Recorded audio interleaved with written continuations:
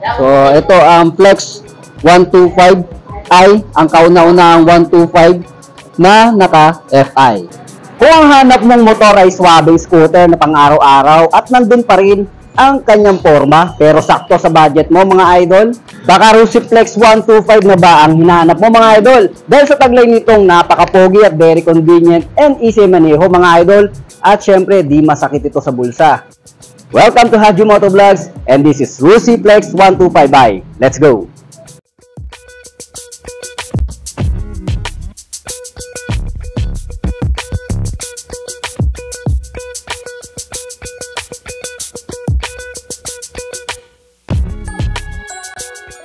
So, ito ang Flex 125i, ang kauna-unahang 125 na naka-FI. Pag-usapan muna natin itong appearance niya, kung anong meron dito kay Rusi Flex 125. At ako talaga yun namang parang gustong-gusto ko nang kunin ito ngayon eh. Pagdating sa kanyang appearance mga idol, unang-una para masasabi ko dito guys is napaka-compact niya at napaka-aggressive niya tignan mga idol, no? Continual yung pinaka patusok niya rito. So, napaka-aerodynamic ng design niya dito. Ang color combination nito is black and blue. Matte blue. Okay? All over. So, pagdating naman dito din, meron siyang another detail dito guys. So, ang ganda ng forma niya rito. Letter V. Dito rin, maganda rin. Meron din siyang another details dito na edge. Kung makikita nyo guys, yung head design niya dito is napaka-aggressive. Talagang pang-evangelica. So, gumagamit dito guys ng LED, okay? Ang kanyang headlight, daytime running light niya, okay? Napakaganda, solid na solid, lalo na pag gabi to. Ayan, oh. So, yan, oh, makikita nyo guys, oh. Makikita nyo mga idol, napaka-solid, napakaganda. Daytime running light niya pa lang, formadong-formado na, parang wala ka nang babaguhin. At sa signal lights nga pala niya, gumagamit po siya ng LED din mga idol. Sa kanyang likuran, ang ganda ng likuran niya, very paksok talaga. Ayan o, pointed. Yan. LED din. Ano po siya? Tail light po siya na LED. Na pa-X. Tapos, meron din siya dito para sa plate number. Alright? At syempre, additional nga pala, no? For your safety or undecided turns, meron tayong yung hazard. Okay? Para sa mga undecided turns na iyong gagawin. Pagdating sa gilid, is napaka-aerodynamic din talaga. Ayan, ang daming patusok. Lahat patusok. Or sabihin na natin, ang daming cutting. Okay, ang daming cutting niya ginawa dito. So, talagang kung gusto mo talaga ng formang pang-sporty, Flex 125 ang para sa'yo. Dito sa unahan ay gumagamit po siya ng telescopic port. At ang ganda ng kanyang telescopic port, meron po siyang naka-emboss na Rusi. Napakaganda. Premium. Ginawa nilang premium yung telescopic port. Gumagamit po siya ng disc brake sa harapan at dual piston caliper na merong sensor na kanyang speedometer. Sa mags naman, ang masasabi ko dito ay very solid talaga mga idol, no? Okay? Meron siyang two-tone na color, which is yung black and chrome material or chrome painted. Okay? Napakaganda, solid din. At ang size ng gulong niya is 70 by 90-14. But, hindi po siya tubeless. Ito po ay tube type pa lang. Okay? Dito sa front fender, may minimal logo na Rusi. Okay? Punta tayo sa likuran. Okay? Pansin muna natin dito yung kickstarter niya. Meron pa rin siyang kickstarter guys, no? So, just in case na malubatan o humina ang battery mo, is meron siyang emergency kickstarter. Okay, gumagamit siya ng unit swing arm with single shock absorber. Drum brake naman para sa kanyang braking system. At mags type din. Ang same design din ng ginawa niya doon sa unahan. Na merong sukat na 90 by 90-14. Okay? Tapos dito natin makikita guys yung susian ng kanyang underseat compartment. Then ang ganda rin ng kanyang back fender guys. Very unique din. May napansin ako dito guys. Ayan. Medyo papunta siyang pa ganun. Hindi siya diretso lamang. Kasi napapansin ko pag mga talsik putik guys. Okay? Napupunta pa rin sa kasabay mo eh. Pero siguro itong design na to is hindi siya ganon. So, very good si Rusi dito sa ginawa niyang ng back fender natin. At the same time, meron po siyang tire hugger. Meron pa siyang tire hugger para hindi pumunta dito ang putik o gearbox sa iyong makina. Okay, pansinin naman natin dito kasi sa kanyang muffler.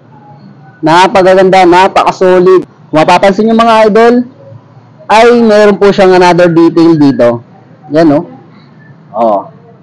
Hindi lang siya basta cover. Meron po siyang detalye at napaka-sporty.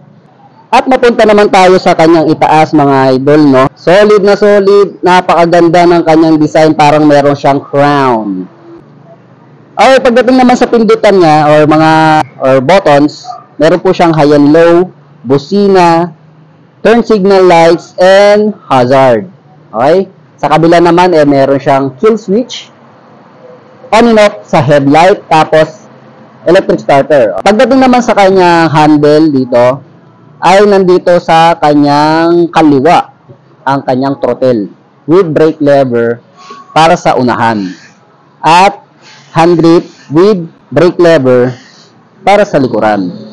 Itong design na to, yung brake lever niya, para siyang aftermarket na. Kita nyo? Di ba? Very curved na po siya dito. Tapos, para siyang aftermarket na binibili nyo pang design. Hindi ka na bibili ng mga ganon, okay? Napakaganda na, solid na, hindi mo na siya papalitin. Very good series again. Ayan ang panel mga idol. Ayan, wow. Kita nyo naman, oh. So, meron siyang menu and selector. Dalawa po yan. Tapos, dito sa panel niya is bilog. Okay? Bilog na fully digital. Okay? Tapos, meron po siyang nakalagay na clock, speedometer, odometer, trip meter, gas gauge. Ayan. Meron po siya. All in all na po siya lahat. Nandito na. Ang kagandahan dito sa panel niya is para siyang TFT. Meaning, kahit matirik ang araw, is readable po siya. At ang ganda talaga. Colored yung interface niya. Napakaganda talaga tingnan. Premium ang design niya. Okay? Kung mapapansin yung mga idol, sa gilid niya, meron po siyang added design. Okay? Para siyang flower. Katulad dito. Parang ito siya. Okay? Wow, ang ganda. Talagang in-effort din ni Rusi ito, no? So, solid. Ayos. Punta tayo sa convenient features. Meron po siyang tinatawag na USB port. Unahin na natin USB port. USB port area na kung saan pwede ka na mag-charge anytime, anywhere.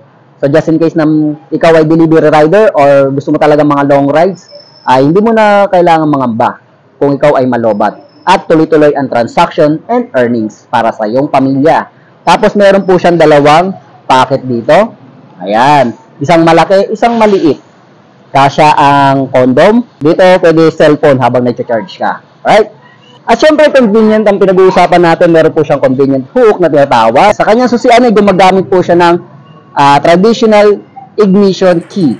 So, meron po siyang lock, on and off, switch. Sa kanyang footboard ay napakaganda, napakalawak din. Standard size ng, sa mga scooter, standard size ng footboard.